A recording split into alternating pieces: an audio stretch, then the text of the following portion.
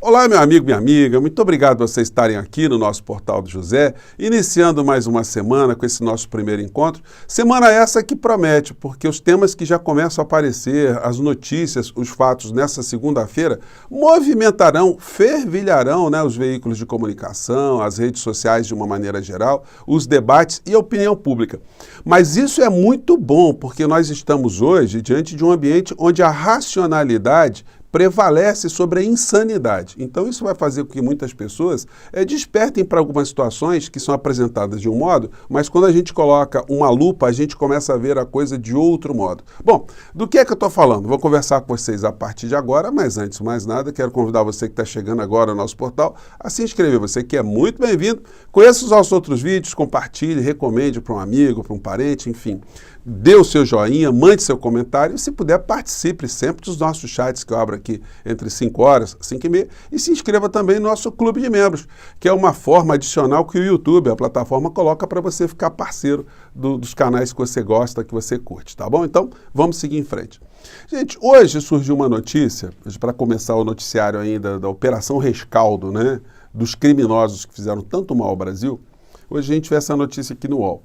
Bolsonaro provocou calote bilionário na Caixa em tentativa de reeleição. Eu vou disponibilizar para vocês, eu acho que não é só assinante que pode assistir esse pequeno documentário, não. E isso vai ter repercussões jurídicas, porque isso não pode ser tratado assim, não pode ser considerado uma malversação de dinheiro público e ficar por isso mesmo. Isso estava sendo já detectado na época. Na época já era para a Procuradoria-Geral da República ter feito uma ação concreta, mas nós tínhamos ali um cúmplice do crime, ou cúmplices dos crimes. E agora essa situação está vindo à tona. Então, provavelmente teremos ações aí que vão cobrar o custo desse prejuízo que foi dado ao povo brasileiro, ao conjunto da sociedade, por essa patifaria eleitoral para salvar a pele dessa gente criminosa que ficou à frente do nosso país. Uma gente criminosa que está querendo agora reaparecer, dando lição de moral e de humanismo.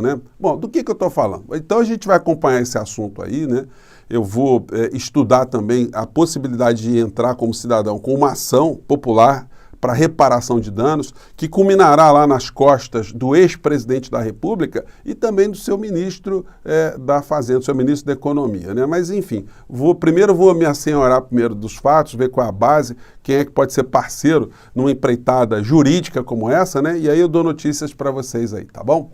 Bom, notícia que está mexendo hoje, principalmente com o mundo insano, o mundo da direita. Maduro sobe rampa do Palácio do Planalto para reunião com Lula antes de cúpula da Unasul. O que é a Unasul? É uma reunião onde são chamados todos os líderes da América Latina para participarem de conversas multilaterais que interessam a região.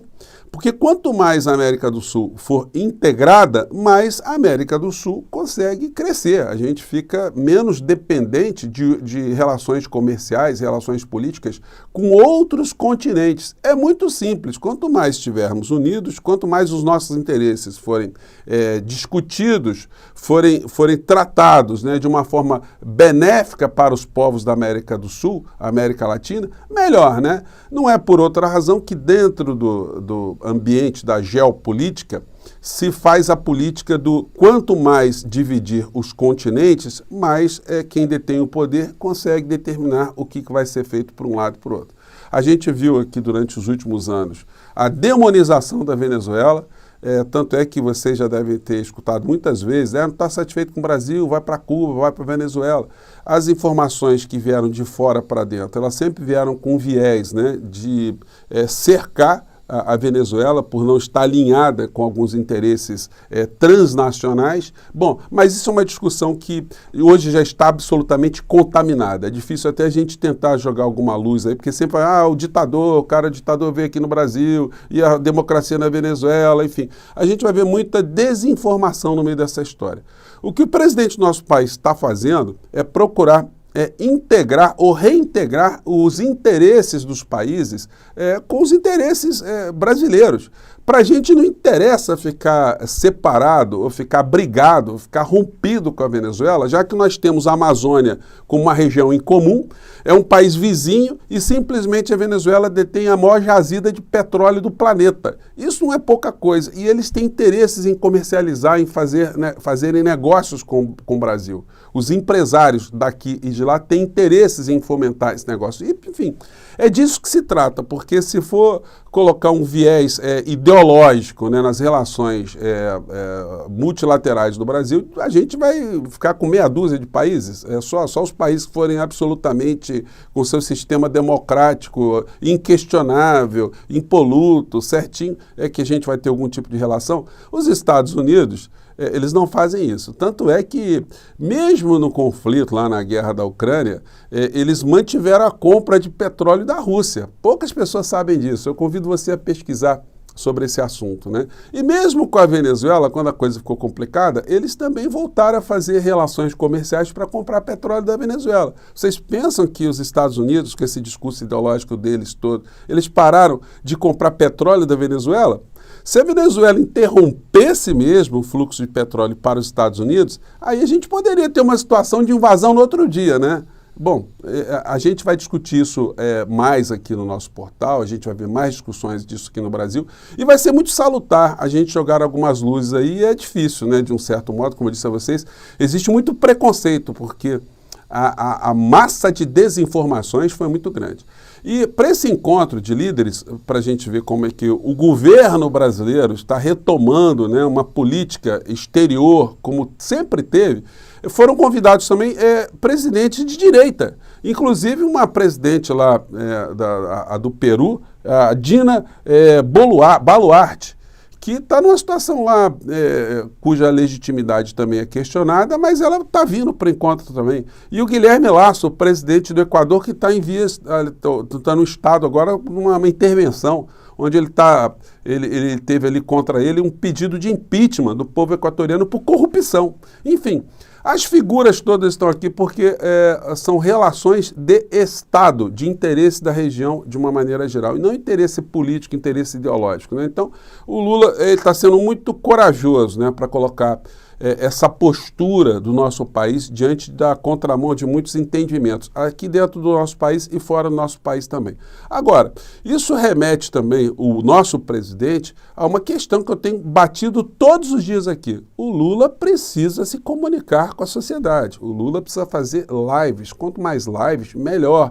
Para, inclusive, ir desfazendo todas as notícias falsas, todas as visões equivocadas, apresentar qual é a visão do governo brasileiro, por que a gente deve fazer essa integração. Porque se ele não faz isso, se a área de comunicação não ajuda que isso seja massificado, todas as situações que dizem respeito ao governo acabam caindo sobre a responsabilidade, né, das pessoas que têm canais nas redes sociais. E aí fica uma coisa absolutamente imprópria, né? As pessoas que têm canais aqui funcionarem assim para ficar o tempo todo explicando situações de governo. E não é para isso que nós estamos aqui, não é? Bom, então, seguindo aqui em frente, a gente vê nessa situação um tweet aqui do Bolsonaro bem oportunista, né? Não vou nem colocar para vocês aqui ele falando, porque é simplesmente a fala de um fantoche, de um boneco do posto, de alguém que não tem luz própria, de alguém que estava ali como... É triste a gente usar essa expressão, né? Um lambedor de sapatos do Trump. Então, ele coloca aqui no título do tweet dele de hoje. Março de 2019, participação brasileira e americana frente à ditadura venezuelana no combate à falta de liberdade, fome e ajuda humanitária em Rondônia, local de acolhimento de refugiados no Brasil. E aí o Bolsonaro faz um discurso humanitário. Vocês conseguem ver o Bolsonaro, ou alguém do bolsonarismo, fazer algum discurso preocupado com seres humanos? As mesmas pessoas que orquestraram aqui um genocídio, as mesmas pessoas que concretamente fizeram o que fizeram contra os Yanomamis aqui no nosso país, que a gente não pode esquecer. Então, é gente muito bandida, é gente muito pilantra, né? E essa falta de comunicação do governo Lula vai o tempo todo possibilitar esse tipo de situação aqui, ó.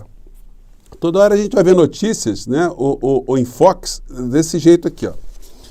Sem direção, silêncio do governo sobre projetos simbólicos abre novo foco de insatisfação no Congresso, né? É silêncio do governo. Mas por quê? Que silêncio é esse, né? Do que a gente está falando, né? E a gente vai vendo, as notícias vão se repetindo, tá? A gente vai ver notícia assim, ó, tá?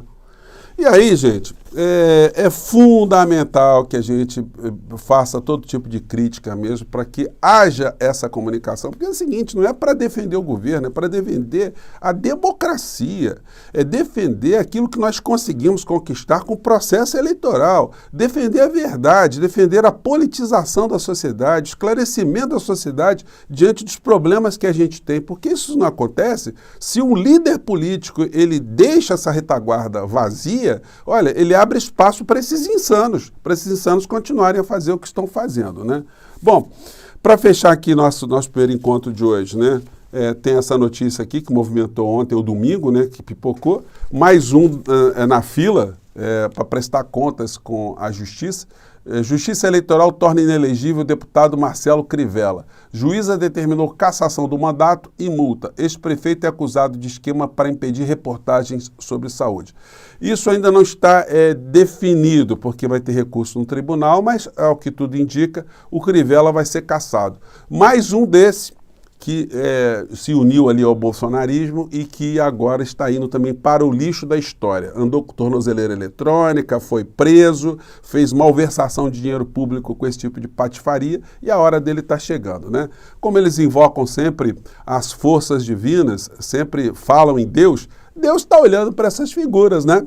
E está botando pelo menos um radinho de pilha, né, eletrônico na canela de cada um, a Rádio Papuda FM, 24 horas no ar. Gente, mais tarde eu volto aqui, mande seu comentário sobre se o Brasil deve ou não manter relações com a Venezuela e a gente volta mais tarde, tá bom? Um grande abraço, tchau!